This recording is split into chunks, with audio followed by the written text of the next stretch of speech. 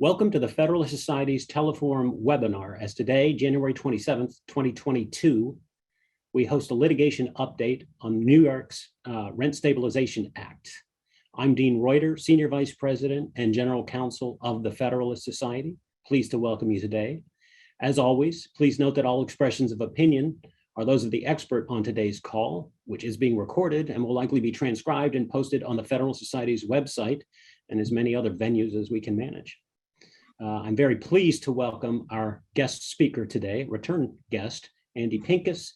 He's a litigating partner at the Mayer Brown Law Firm right here in Washington, D.C., and he represents the plaintiffs in the case we're going to be talking about. He's going to give us some opening remarks, 15 or 20 minutes or so, but then as always, we'll be looking to you for audience questions. If you have those in mind, we'll be using the Q&A function at the bottom center of your screen. If you could get us your questions in that fashion, that would be most helpful. But with that, Andy Pincus, the floor is yours. Thanks very much, Dean, and thank you and the Federalist Society for inviting me to talk about what I think is a quite interesting and important case.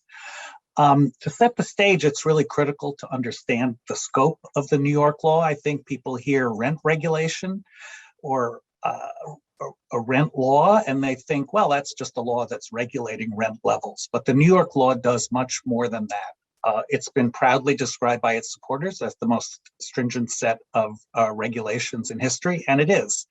And that's particularly true after the 2019 amendments that greatly increased the restrictions imposed by the law. So this New York law rests on an every 3-year declaration of a housing emergency by the New York City Council, something that's happened like clockwork for the past 50 years.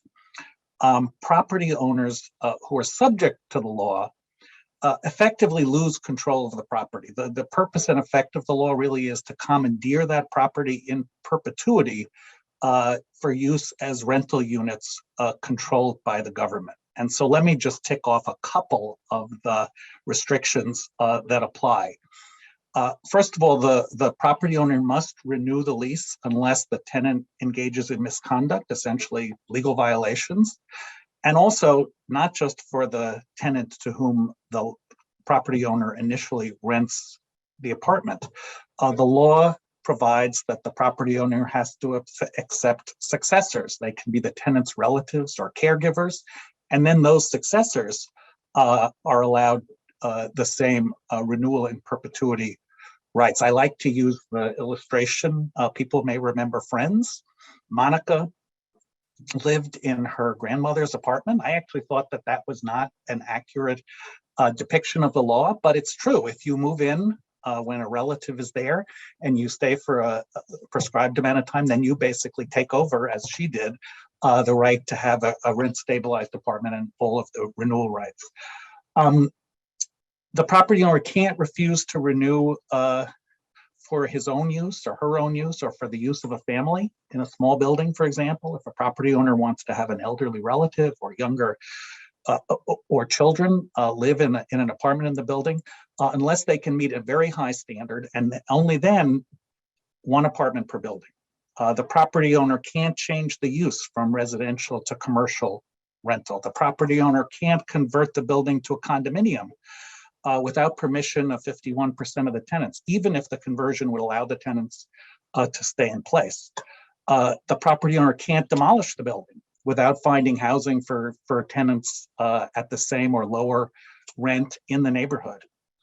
And that's led to property owners essentially making very, very large payoffs when they have a need to demolish the building.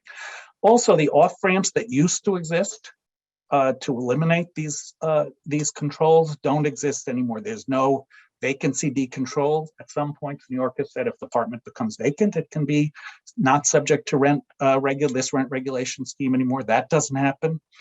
There used to be decontrol if the tenant had a high income or the rent reached high levels, or even if both of those existed. Now, none of that.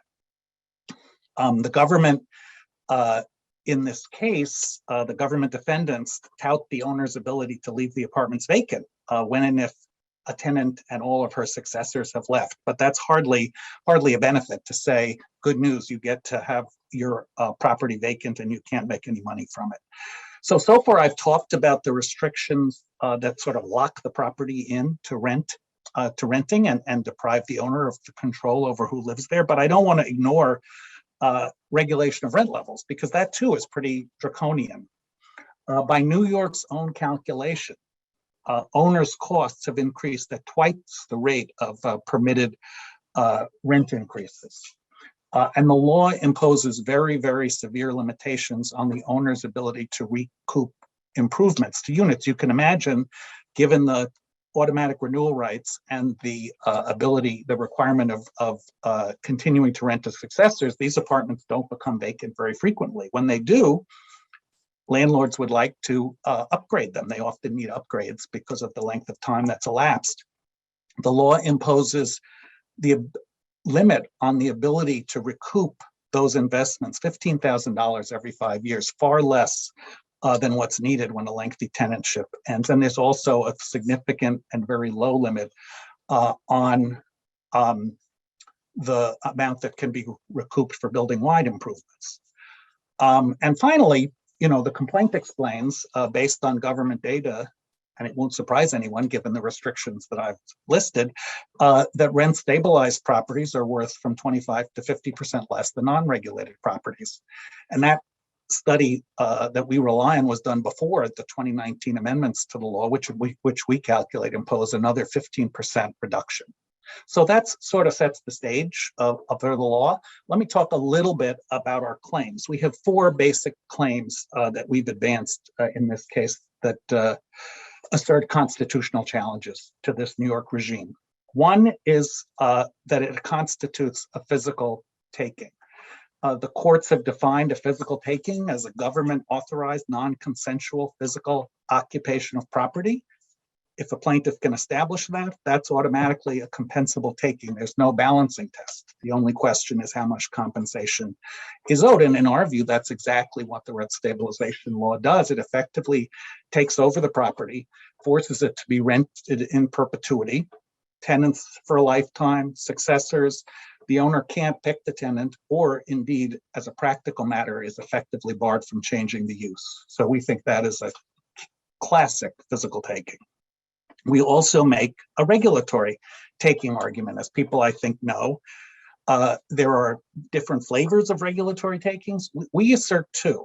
The first is because the New York law sets rent levels based in part on the tenant's ability to pay, it violates the takings clause. This is not a typical kind of price control. As I'm sure people in this audience know, price controls typically say we're going to allow the controlled seller of the good or of the service to recover her costs plus a reasonable rate of return, but we want to limit the charge to that level. Here, there's an additional factor that the government has to take into account, which is tenant ability to pay. And we think that violates the takings clause based on a theory that Justices Scalia and O'Connor spelled out in a separate opinion in an old Supreme Court case called Pinnell that involved a rent regulation law.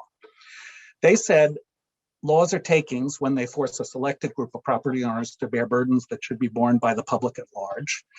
And in traditional land use, there's a cause and effect between the regulation and the social evil to be remedied. Zoning, for example, is a classic example. The uses of the property that zoning seeks to prohibit are the things that are the harm that the government seeks to prevent. But where the use of the property isn't the source of the problem, they said, it can't be burdened. And that's particularly true of providing housing for low-income people. That's not something that these landlords have caused. They haven't caused the ability of people to have lower incomes or to not have enough money for rent. That's a societal problem caused by all kinds of things. And so we say that this theory, which wasn't addressed by the majority in Pinnell or by a subsequent Supreme Court, is an open issue and that it is directly applicable to the New York scheme. We also make a more traditional regulatory taking argument using the multi-factor test that the court laid out first in Penn Central and has applied in a bunch of other cases. And here, all of those factors weigh in favor of taking. There's the nature of the intrusion. It's a physical invasion of the property, as I've discussed, essentially commandeering it and forcing upon the owner tenants not chosen by the owner. There's a significant reduction in value and interference with investment-backed expectations. There is not the factor that sometimes justifies government regulation, which is preventing noxious uses or harmful uses of property. And finally, there's no reciprocal benefit. You know, the classic justification for zoning is, although I'm burdened because my property is zoned residential, I get the benefit of the fact that my neighbor's property is zoned residential, and therefore I won't have an asphalt plant built next to my property. And that reciprocal benefit is something that the courts have frequently pointed to justify government regulations. Here, there is no reciprocal benefit. These property owners who are directly regulated by the RSL don't get any benefit from it. Finally, we make a due process argument. Hard to win, obviously, under the current rational relationship test, but we think the RSL, the rent law here, is far from satisfying any legitimate government objective. Sometimes it's talked about as a benefit for low and middle income families, but there's no targeting here. And in fact, there have been many studies and newspaper articles identifying very wealthy people who live in rent stabilized apartments and are getting the benefit of them. And in fact, the government, the New York government eliminated, as I said earlier, decontrol based on tenants' high incomes. So if anything, that confirms that there's no targeting here of lower middle income people. Sometimes it's the law is justified as dealing with a housing shortage. It's designed to make sure apartments are available, but it actually exacerbates a housing shortage. Every economist will tell you, because it prevents, for example, the rebuilding on properties where the whole zoning envelope has not been used. It prevents the construction of new units. It also, because regulation is something of a zero-sum game, if this is depressing rents in stabilized apartments, non-regulated apartment rents are rising. So it's hurting people in a significant way. Finally, the argument that the defendants have really landed on is a contention that this provides for neighborhood stability. But again, it exacerbates a housing shortage, and that stability really is another word for a discriminatory effect. Older tenants who happen to get there have the benefit of this housing. Because of the low rent and the low increases permitted, they tend to stay in apartments that may be larger than they need, and that's hurting lots of people who need those apartments. So those are our four claims. We're asserting them on a facial basis. These laws and regulations apply across the board to all rent stabilized properties and impose burdens on all of them that in our view, amount to a constitutional violation. So with that stage set, let me talk a little bit about where we are. The district court dismissed our case. We weren't surprised by that. There have been a number of prior challenges that have been heard in New York and ultimately went to the Second Circuit. We think those precedents have been undermined significantly by more recent Supreme Court decisions, as I'll talk a little bit about. But the district court relied largely on those. And also the argument that notwithstanding the very detailed allegations of our complaint, there wasn't enough to assert a facial claim on the regulatory takings front. And on the due process side, the court understood our arguments, but said given the low standard, he had to find due process satisfied. So now we're in the Court of Appeals. The case is fully briefed. There'll be an oral argument on February 16th. And we've gotten very strong support from amici who we're grateful, recognize the importance of the issue that we're raising. 10 amicus briefs in all. They fall into two categories, some national and New York industry groups, realtors, apartment owners, home builders, even some apartment associations from California, because rent regulation is a serious issue there. And then a number of the leading US groups that will be familiar to this audience who advocate for the protection of property rights: the Pacific Legal Foundation, Cato, the Institute for Justice, the New Civil Liberties Alliance. Our other sides, the other side, I think its supporters recognize the importance of the case. They've got amicus briefs as well, multiple briefs from unions, tenant groups, and professors. We think we've got a strong legal position. I'm happy to delve into whatever people would like to talk about, but maybe I'll just talk quickly about the physical taking argument, because I think that's where the law is particularly clear. The Supreme Court years ago decided a case called Yee that dealt with the rental of property for use for the positioning of mobile homes. And in that case, the court said it rejected a physical taking argument. The argument was made by the property owners because the statute allowed one mobile home owner to essentially transfer the lease to another. The property owner there said, our right to exclude, to control who enters our property is infringed upon because we can't control who rents. The court rejected that argument, but it cited as extremely important the fact that under that regulatory scheme, the property owner could withdraw the property from the rental market with about 6 months or in a relatively short period of time. That obviously sharply distinguishes that case from ours, where, for the reasons I've described, the property is effectively commandeered for the long term. So we think Yee actually supports our position, although the other side relies on it to a significant degree. The other case that is very supportive is the Horn Andy, case. can I interrupt you just briefly? Sure.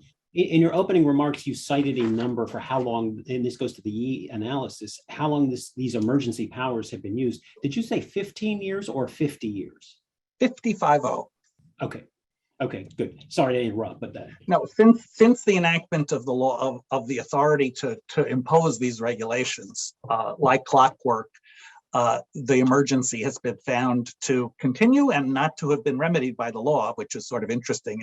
If your legitimate government purpose for this law is that it's going to ameliorate a housing shortage and it hasn't done it in 50 years, there's sort of an interesting question about how sensible that linkage really is. But yes, 50 years is how long this has lasted. So the Horn case, people may remember, involved raisins and a government regulatory program that required raisin owners to essentially give part of their crop to the government.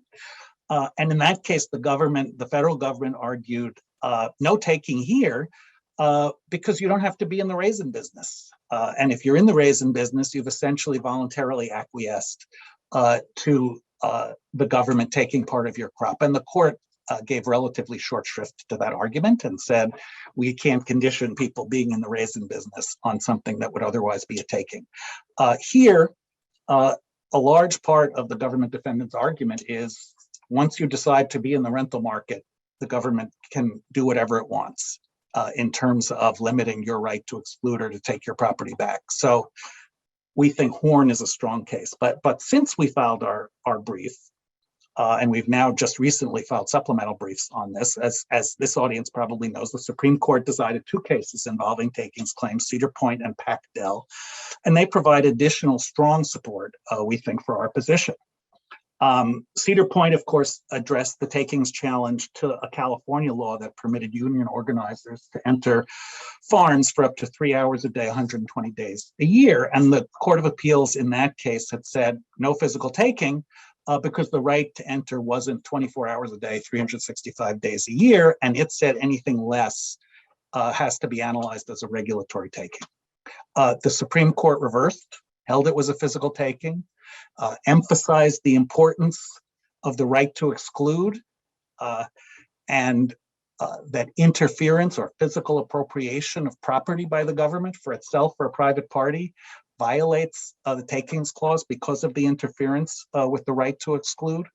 And it said that's exactly what happened here. The government was basically taking a segment of a property owner's right to exclude and saying, we, the government, require you to allow these people to enter onto your property, even though you don't want them to.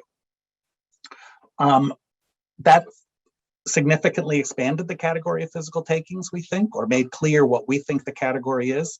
The defendants in our case had made exactly the same argument that the quote that was rejected in Cedar Point. They said, because the rent stabilization law isn't permanent and doesn't completely eviscerate the right to exclude, it isn't a physical taking. Obviously, that argument is off the board. And we think the law does exactly what Cedar Point says is prohibited.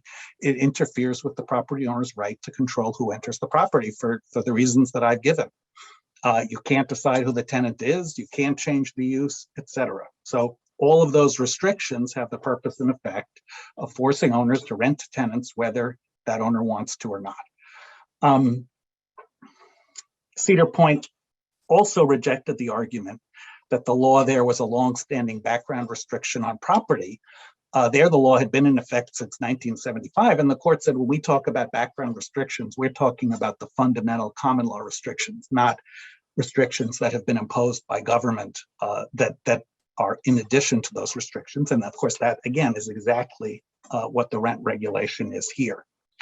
Finally, the Pactel decision, which was a summary reversal by the court, was a challenge to a San Francisco law that conditioned the ability of people who owned property as tenants in common, apartment buildings, tenants in common, to change to a condominium structure. They said you can do that, but you have to give a lifetime lease to anyone who's a tenant.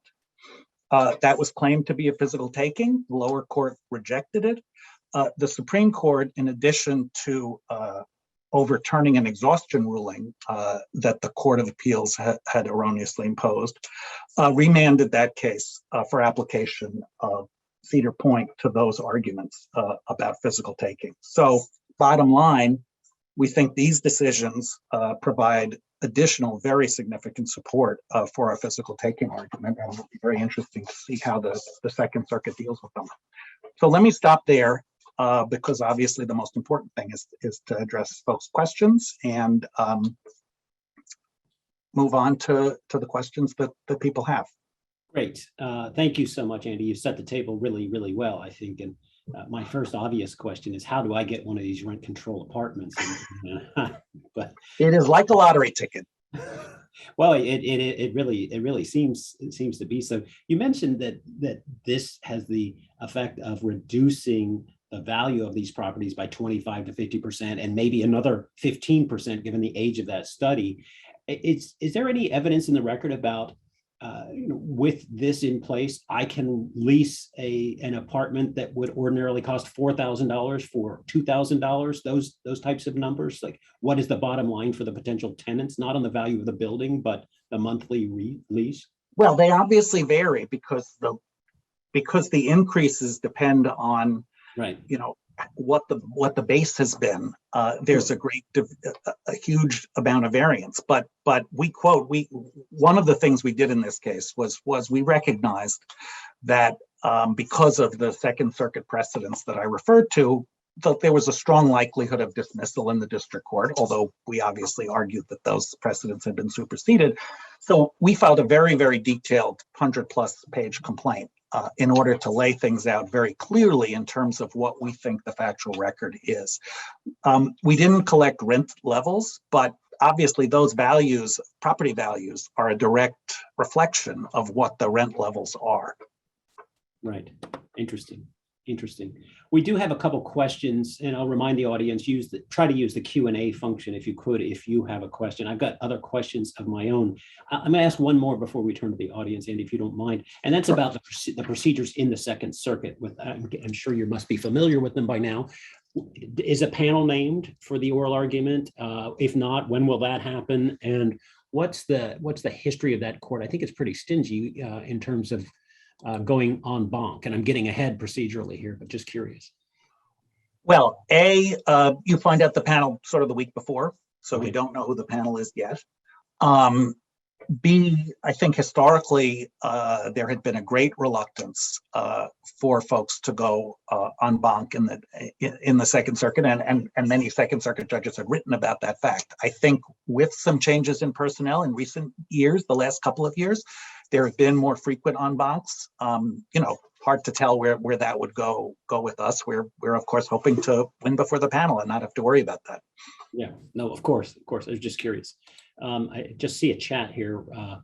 Somebody says that I'm a New York City landlord. I have a $47 a month rent for a unit worth $4,000 a month. So that just tells you how, if somebody has been in that property for a very long time, and it started out at a low level in 1974 when these controls, 69 and then 74 when they were sort of really solidified, you can have a very, very, very low rent compared to what the market rent is. It's pretty easy to spend more money a month at Starbucks than on your rent there. Again, use the Q&A if you have a question. The first question I see here is, it sounds like this is essentially a public benefit being provided by private actors, in this case, private owners of private property. Is that correct? And then I would augment that with anything you know about the plaintiffs, obviously. Is this the typical big guy versus little guy? Are we talking about mega corporations that own skyscrapers full of rent-controlled units, or is it that plus somebody that owns a brownstone and they're renting out the basement or the second floor, or 4-unit apartments? What are the equities there? So just in terms of the scope of the law, this is about pre-1974 buildings of 5 units or more, of more than 5 units. So these cover, if you're a New Yorker, as I am, the brownstones that you walk by when I grew up on the west side of Manhattan, that have been turned into rental units. And so many of these buildings are owned by families. They're mom and pop landlords. Some of our plaintiffs in this case, in addition to some trade associations, are mom and pop landlords. And so this is not mega real estate owning, skyscrapers that are 65 stories tall. For a large part of this burden is falling on small property owners. And just to get to your question about, is this a public benefit being forced to be provided by private actors? That's not just what it is as a matter of fact, it's what it is in a matter of New York law. The New York Court of Appeals, in a decision in the bankruptcy context, held that rent stabilization, the rent stabilization benefits that a tenant has are public benefits provided by a discrete group of people. And that decision recently was codified by the New York legislature. So we don't have to guess. We have definitive recognition by New York that this is a public benefit, but it's being provided by these small group of, it's not small, it's a million apartments, by property owners who've been singled out to provide that benefit and to finance it entirely themselves. Right. Interesting.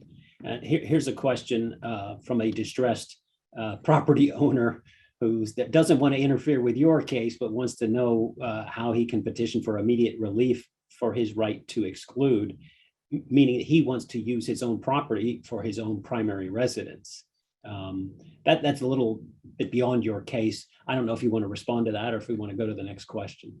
Well, there have been, and my guess there will be more cases of owners bringing as applied challenges based on their specific circumstances. Owners who, before the law this 2019 amendments took effect, had put in place renovations, and now, there's nothing more literally a taking than saying, even though you've invested money in your property, we are not going to allow you to recover the value of that investment. That's what this law basically does. Yeah. And so there are people trying to focus on the targeted problems they have. The right to recover for your own use is another significant problem. One of our plaintiffs, wanted to recover a unit because of the need to have a ground floor unit due to some physical disabilities. And this law, as I said, and this became more draconian in 2019, says you cannot refuse to renew unless you can meet an extremely high burden and then only one apartment. So, if you have a 6-apartment building and, you have elderly parents, you're living in it, but you'd like to have elderly parents move into it so you can be their caregiver, you can't do that.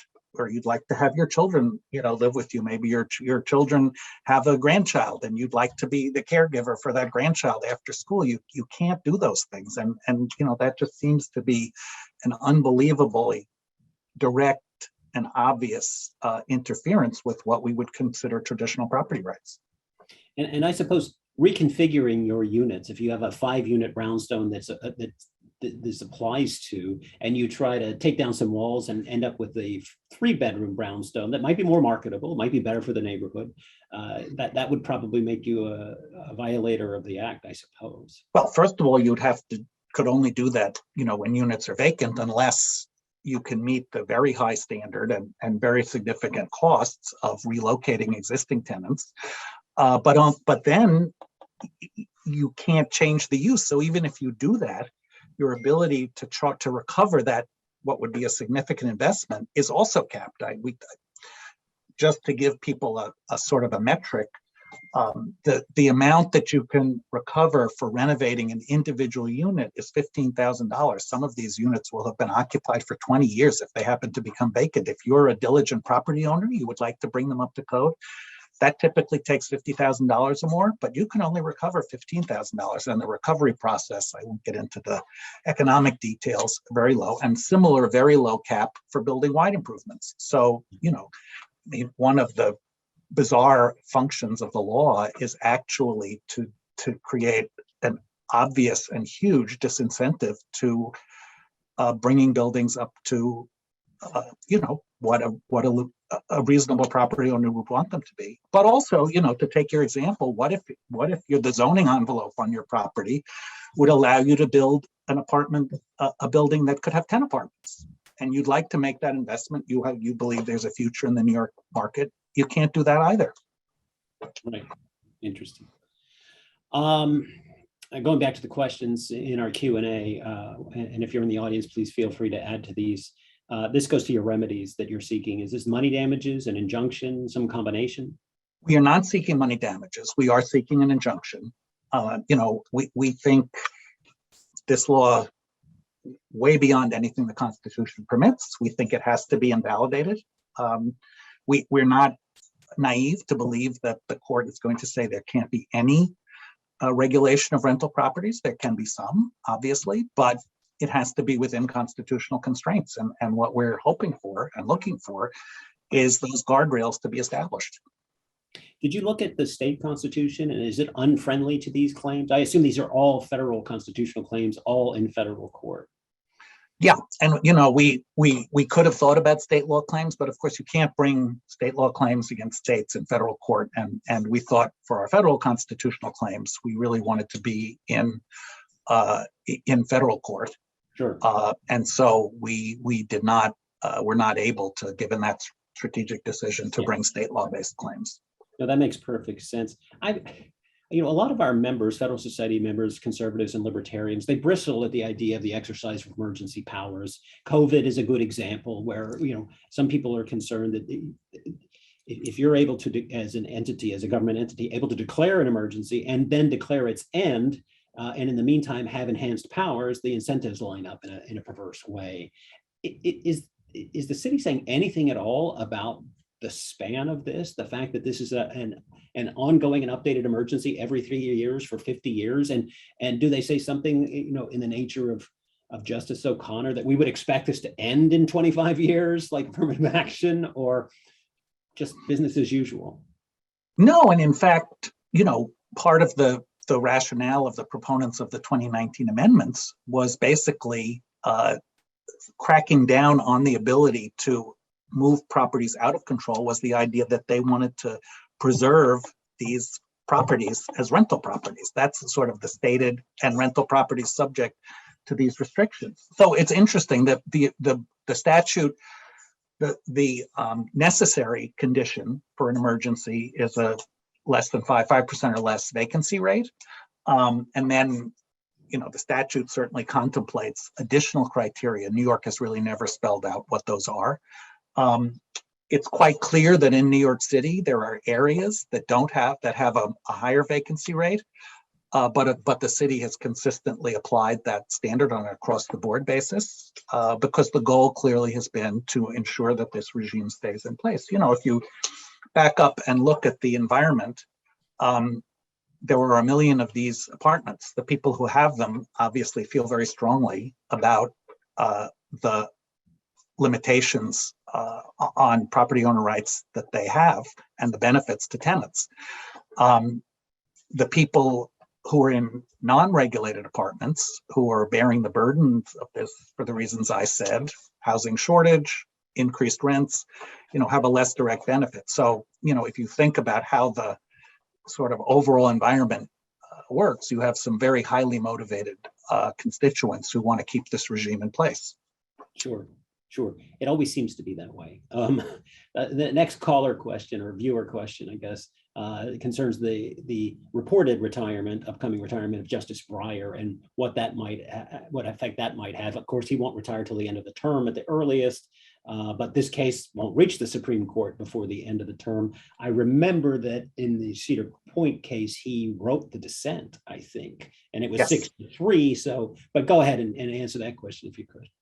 Yes, he wrote the dissent. You know, obviously we don't know who's going to replace him, and we don't know that person's views, so hard to predict. But you know, I think the Cedar Point majority, and you know, Cedar Point, if you look at the sort of the court's recent takings jurisprudence, there was Cedar Point, but Cedar Point was preceded by the Nick decision. People will remember that prior, under the old Williamson County case, takings claims had to be brought first in state court. If the state had an inverse condemnation remedy, had a remedy for laws that are claimed to affect a taking, Williamson County said you have to first go to state court before you can bring your 1983 case in federal court. And what a surprise, the effect of that was that the state court decision was res judicata of your claim or collateral estoppel. And so effectively, you could never get to federal court or hardly ever on a takings claim. And Nick,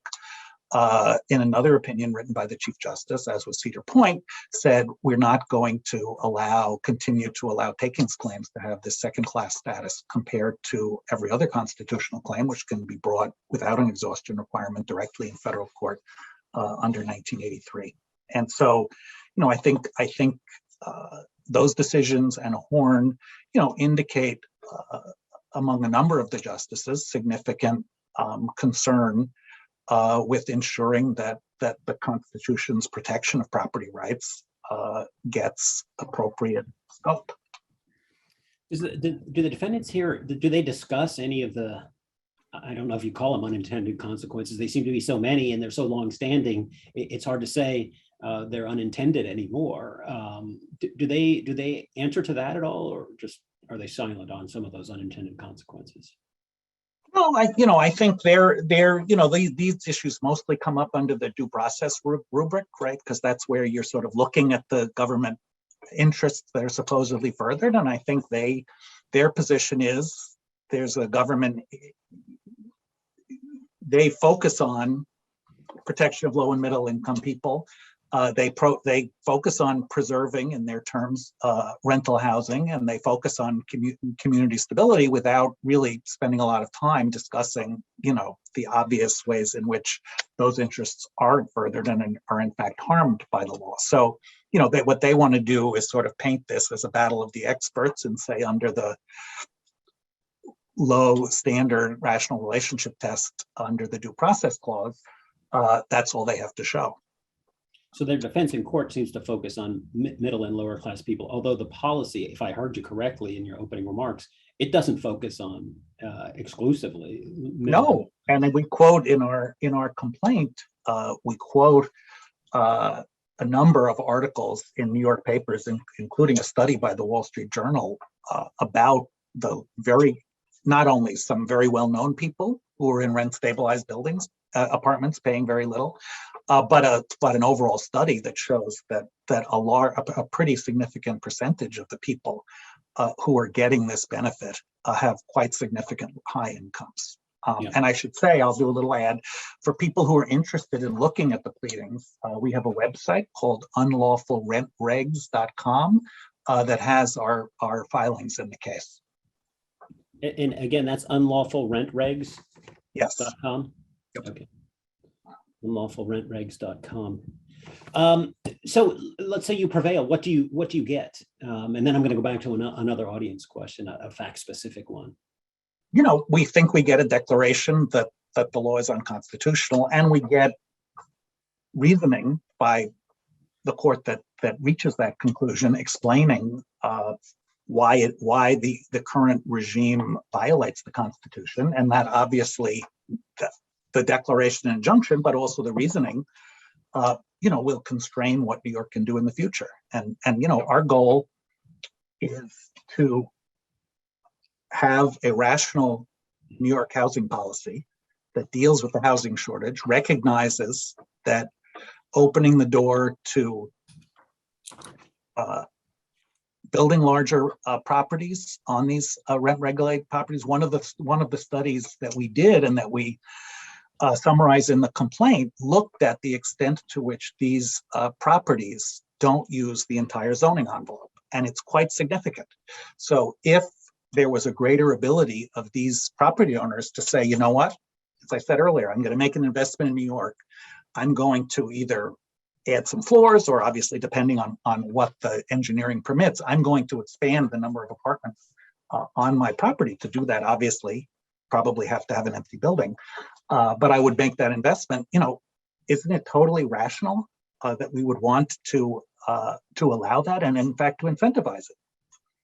Yeah, I'm just curious. Is there a grandfathering clause here that would prevent somebody from bringing themselves under this regime if they had a 4-unit brownstone and they put a top deck on it and end up with 6 units? Are they then subject to this, or are they grandfathered in? It's the building. There are sort of 2 requirements. It has to be a pre-1974 building, okay, but also have the requisite number of units. Okay, interesting. So there are programs, tax rebate programs and other programs that New York has that say, if you take advantage of this rebate program, you will be subject to rent stabilization. Obviously, that's an entirely different situation from the owners who have had rent stabilization thrust upon them. In some of the post-Cedar Point filings by the defendants, they sort of point to those apartments, which are 15% roughly of the million apartments that we're talking about. Obviously, they are a totally different animal than the people who didn't make that choice and just were subject to rent stabilization without any countervailing benefit at all. Yeah, interesting.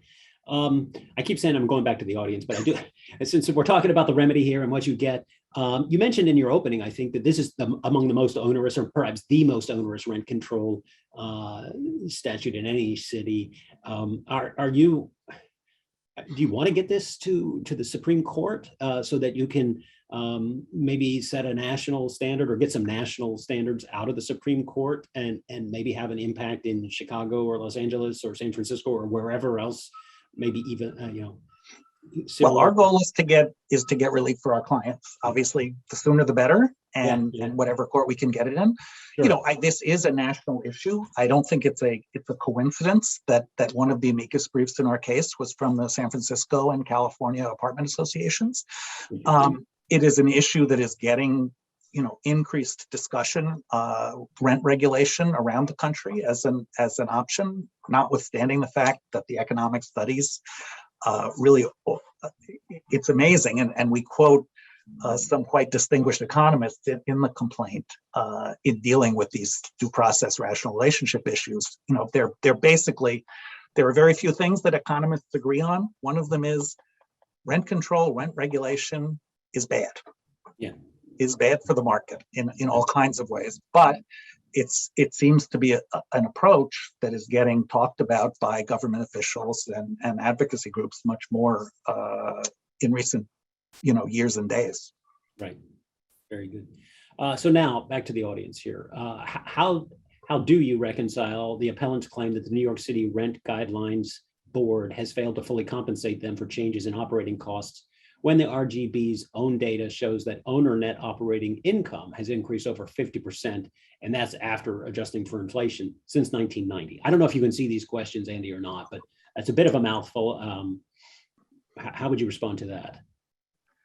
I actually don't have those numbers at my fingertips, Yeah. but obviously net income doesn't deal with all of the expenses that owners, my recollection is the net income number that the RGB uses does not deal with all of the owner's expenses. Right. And it seems to me, and we really haven't had any pushback on this from the defendants, that the most direct comparison is rent increases and what the RGB's own numbers are with respect to cost increases. So that seems to be the most direct comparison. And obviously net operating income has to be different because their own chart shows the rent increase number increasing at half the rate of their own cost numbers. So that's the reason why the net income operating income number is not a number that includes all costs. And a number of costs that have increased significantly in recent years have been taxes and costs for things like water. Right, good. Skipping one question, we'll go back to the emergency declaration. Is there any standard in current law defining an emergency? Under prior law, a vacancy rate determined a vacancy could be declared. I guess an emergency could be declared is what he means. Under prior law, vacancy rate determined an emergency could be declared. What's the basis for this declaration? Who made it? And who keeps so it? It's the City Council of New York. The New York the state legislature sets the sort of rules, and New York does the declaring. The city does the declaring for the applicability. Is this all five boroughs or Manhattan? All five boroughs. Yeah. Well, that's one of the issues, as I said earlier. The statute says 5% is a necessary condition for the emergency. It doesn't define the other criteria. And frankly, New York has never defined them. And one of the things we point out in the complaint is that just as a matter of process, there's never been a standard for what the emergency is, what these additional factors are, and not much process has gone into it. Essentially, there's a Census Bureau study that gets done.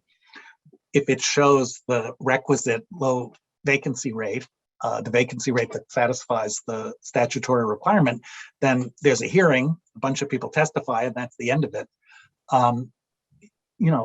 As I said earlier, one of the things that's quite strange is that if you look on a borough basis or a neighborhood basis, there are many neighborhoods where the vacancy rate is higher than 5%. But obviously, the proponents of regulation have no incentive to look at this issue on a neighborhood or area basis, because the goal quite clearly has been to keep the regulation in effect. In fact, when it looked like, because of COVID, that there might be a higher vacancy rate in New York, you may remember the stories about people moving out of New York. Yeah. The survey was delayed and the determination was delayed because of the risk. And there were actually proposals to change the standard out of, I think, because of concern, again, of the proponents of regulation, that standard might not be met anymore. Right. Interesting. Sticking with the audience for a while now, do you have any evidence that rent-regulated properties have increased in value at a lower rate than properties in unregulated markets elsewhere in the country? Is there that sort of comparative analysis? We haven't done a comparison between New York properties and other properties, but we did do, and again, this study is described in our complaint, and I see someone's put the link in the chat. We did do a comparison between, in New York, which seems like the best comparison, between regulated and unregulated units based on property tax valuations, and there is a very, very stark difference.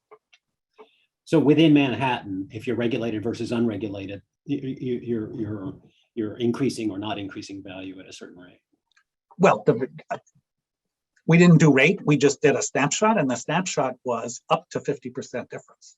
Right, right. In actual absolute value. Interesting.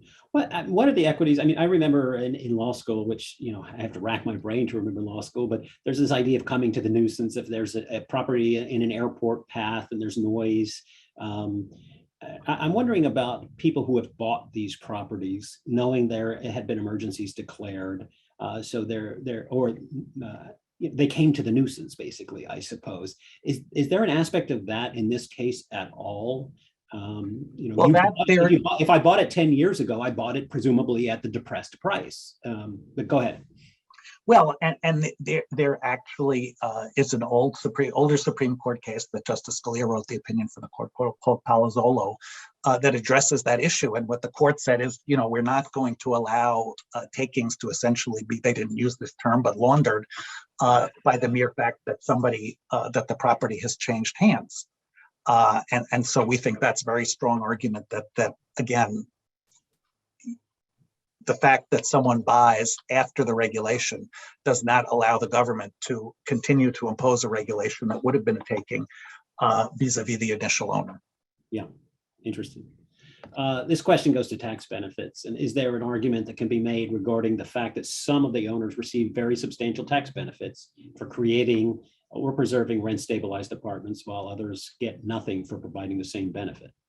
Yes, as I say, I think the tax benefit, we are not advancing claims on behalf of people who are subject to rent stabilization because of the tax benefits we receive. These are people who didn't have a choice. They own buildings that qualify. They didn't get any countervailing tax or other benefit.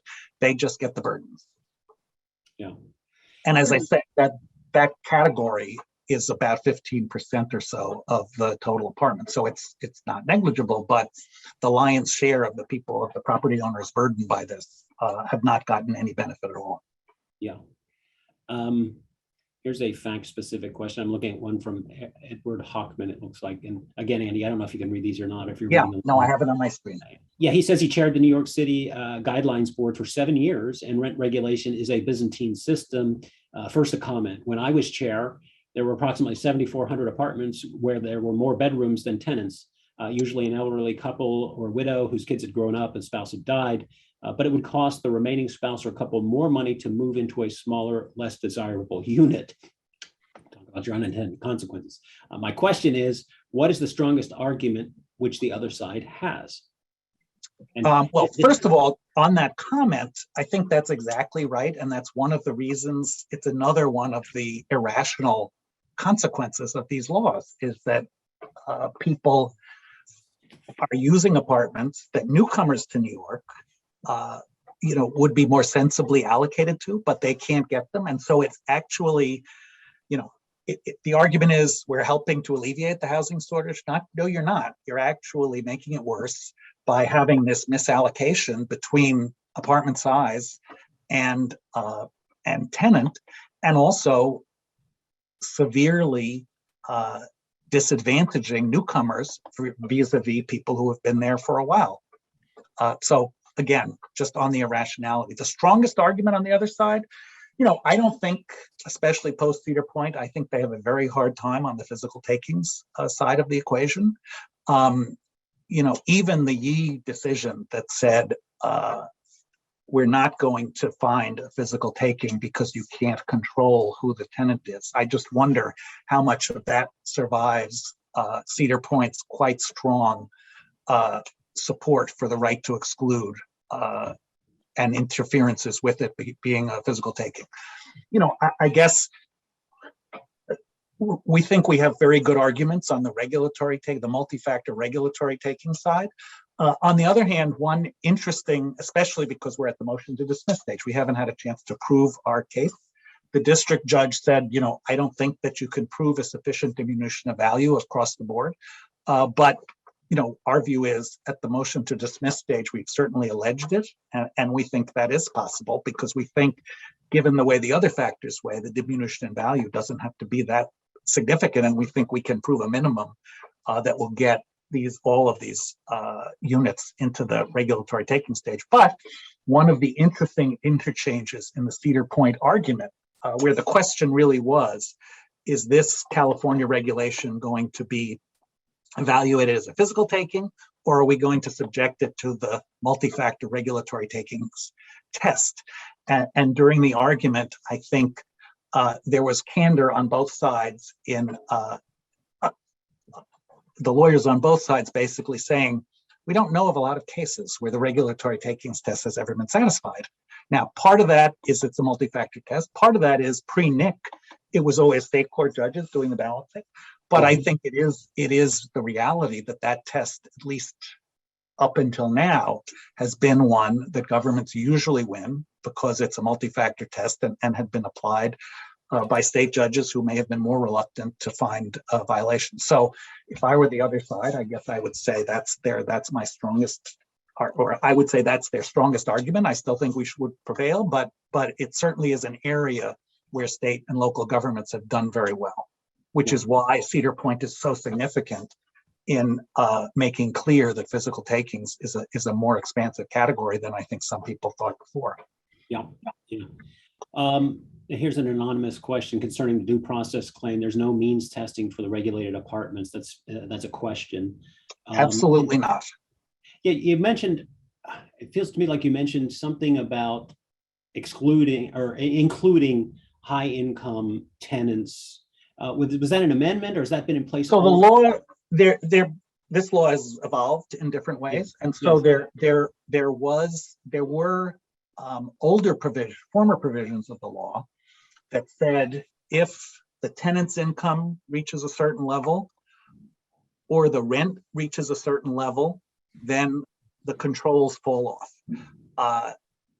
They were separate, then they were combined, but now neither of them exist.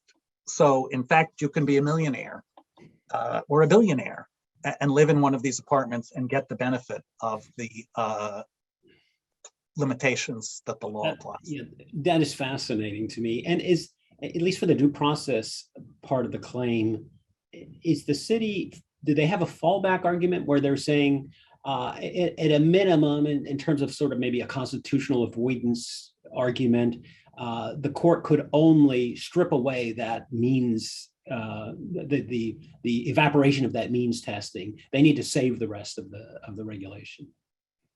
Well, there never was any means testing. This was sort of an outer limit. But, what they've basically fallen back on is this neighborhood stability argument, that this is really about that stability of the neighborhood isn't about the property owner, it's about the tenant. And so having long continuity of tenants and this successorship right keeps things stable in neighborhoods, and they want to do that. Of course, that doesn't really answer why, although it doesn't happen very often, when the apartment becomes vacant, all these controls should still apply. But that's been the argument that they and the district court ended up focusing on, I think, because the other ones are so vulnerable. Great. Well, and just maybe a yes or no, if you can, on this, is this lawsuit cover the 2019 amendments, or does it cover more than that? We cover the laws that exist today. So the 2019 amendments plus the existing law, our position is not that pre-2019 the law was constitutional. We don't think so. Right. But the 2019 law certainly has made our case stronger because of the much more draconian limitations that it enacted. Very good. Very good. Well, I think we're out of time here, Andy, and I want to thank you for your time and your expertise. In case in the audience you missed the website, it's unlawfulrentregs.com. Have I got that right? Unlawfulrentregs.com. Unlawfulrentregs.com. My apologies to audience members who had questions who didn't get them answered. Maybe we can have you back, Andy, after the oral argument, or certainly at some point in the future. This is a fascinating case. I'd like to stay up on it and keep our members up on it as well. So I'd be happy to, and thank you again. Yeah, and to our audience, thank you for zooming in, I guess is the right term nowadays. Keep an eye on our website and your emails for future webinars. But until that next Zoom webinar, we are adjourned. Thank you very much, everyone.